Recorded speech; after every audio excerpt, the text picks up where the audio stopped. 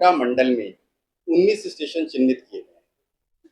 ABSS की जो scheme है, इसमें हमारा जो बेसिक उद्देश्य है वो यात्रियों के लिए सुविधाओं को अपग्रेड करना, ताकि यात्री जब स्टेशन पर आएँ तो उनको एक अच्छी फीलिंग आनी चाहिए। उसकी शुरुआत हम लोग करते हैं सर्कुलेटिंग एरिया से।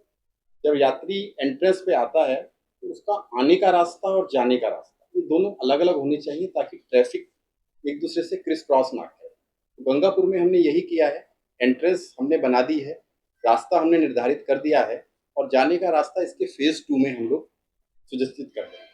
और सर्कुलेटिंग एरिया हमारा बिल्कुल अच्छे से चलेगा व्यवस्थित रूप में, ताकि कोई ट्रैफिक का जाम ना लगे। उसके बाद आता है हमारा स्टेशन का फैसाड।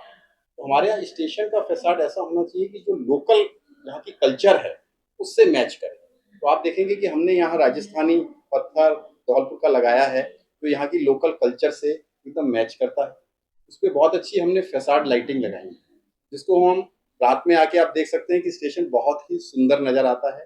और जैसे हमारे महापर्व है 15 अगस्त 26 जनवरी, तो उसमें तिरंगा यहाँ पे शोभित होता है, उसके लिए हमें अलग से कुछ नहीं करना पड़ेगा। इन्हीं लाइटिंग्स को हम बार बार चेंज करके ये कर सकते हैं। फिर हमारे पैसेंजर स्टेशन के अंदर आते हैं तो उनके लिए वेटिंग रूम्स, हमने 2 नए वेटिंग रूम बनाए हैं, एसी वेटिंग रूम और अपर क्लास।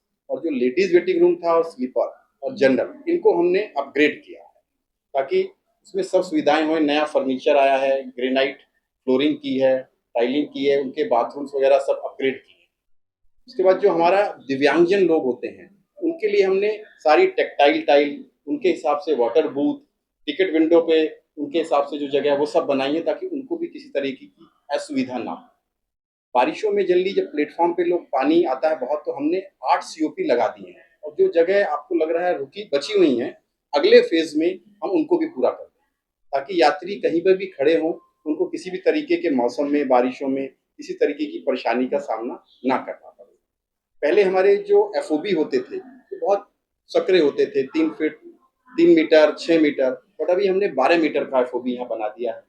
एक प्लेटफॉर्म से दूसरे प्लेटफॉर्म पे जाने के लिए लिफ्ट और एस्केलेटर लगाए हैं। यहाँ पे 3 लिफ्ट होंगी, तो 4 एस्केलेटर। एक हमने और काम किया है कि पहले स्टेशन शहर के सिर्फ एक तरफ ही था, हमने इसकी सेकेंड एंट्री का भी डेवलपमेंट किया है, आप देख रहे होंगे। तो सेकेंड एंट्री में हमने कुछ कार्य कर दिए हैं, जैसे हमारा 12 मीटर वाला एफओबी है, सेकेंड एंट्री की तरफ जा रहा है, वहाँ पे लिफ्ट भी है, एस्केलेटर भी है। उसमें पार्किंग और जो और सुविधाएं हैं वो हम अगले फेज में देंगे। फर्स्ट फेज में हमने मेन एंट्री पे 4 wheeler parking, 2 wheeler parking, auto stand सब अलग अलग बना दिया है। ऐसा ही हम सेकेंड एंट्री की तरफ अगले फेज में कर देंगे। तो पहले फेज में हमने लगभग 25 करोड़ रुपए खर्च किए हैं इस स्टेशन पे, जिससे हमारे 70-80% काम पूरे हो गए हैं। अगले फेज में भी हम 8 से 10 करोड़ रुपया खर्च करके जो और छोटी सी चीजें बच गई हैं उनको भी हम पूरा कर लेंगे। तो मुझे लगता है कि ये सब कार्य पूरे होने के बाद गंगापुर सिटी का जो स्टेशन है ये बहुत ही अच्छा स्टेशन, बिल्कुल पैसेंजर्स के अनुकूल रहेगा। धन्यवाद। सर, अमृत स्टेशन के तहत बहुत सारे स्टेशनों को केंद्र सरकार ने लिया है, उनसे अगर गंगापुर का हम कंपैरिजन करें तो उनकी बजाय कितना डिफरेंट है यहाँ की जो सुविधाएं हम विकसित कर रहे हैं उनमें? देखिए, अमृत भारत स्टेशन योजना में 2 तरह के स्टेशन है। एक तो जिनका मेजर रिडेवलपमेंट हो रहा है, जो बहुत बड़े स्टेशन है, जैसे हमारे मंडल में कोटा और न्यू कोटा। उसके अलावा जो 17 स्टेशन है उनमें उन्हीं स्टेशन पे डिपेंडिंग ऑन क्या रिक्वायरमेंट है। तो हमारा जो गंगापुर है ये एक तरह से देखा जाए तो सेकंड वाली कैटेगरी में आता है, जिसमें हमारे मैक्सिमम स्टेशन, तो यहाँ की रिक्वायरमेंट वैसी ही है। सिर्फ मेजर रिडेवलपमेंट वाले स्टेशन अगर हम देखें तो हमारे 70-80 हैं, जैसे दिल्ली, जालंधर, कोटा, न्यू कोटा, हर मंडल में 1 या 2 या 3 बस। लेकिन बाकी स्टेशन सभी बराबर ही हैं।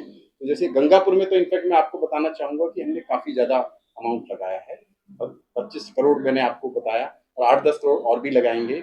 हमने इसमें इस चीज़ से देखा है कि कितना उसका फुटफॉल है और क्या-क्या सुविधाओं की वहाँ आवश्यकता है, ताकि आने वाले 10 साल तक कोई किसी भी तरीके की दिक्कत नहीं हो किसी भी किस्म की।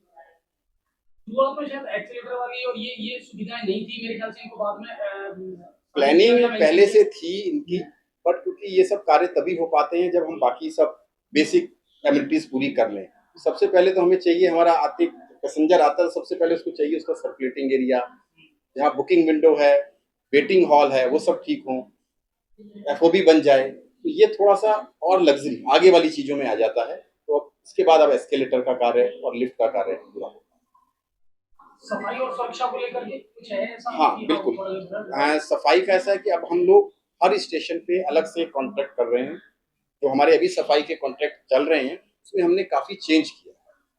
हमने ये पाया कि शायद उतने लोग नहीं रहते हैं स्टेशन पे सफाई के लिए, तो हमने हर स्टेशन को जोन में बांट दिया है। तो एक प्लेटफॉर्म पे 2 जोन होंगी, दूसरे प्लेटफॉर्म पे भी 2 जोन, हर जोन में वो मिनिमम व्यक्ति लगाने पड़ेंगे। वेटिंग हॉल एक अलग जोन होगा।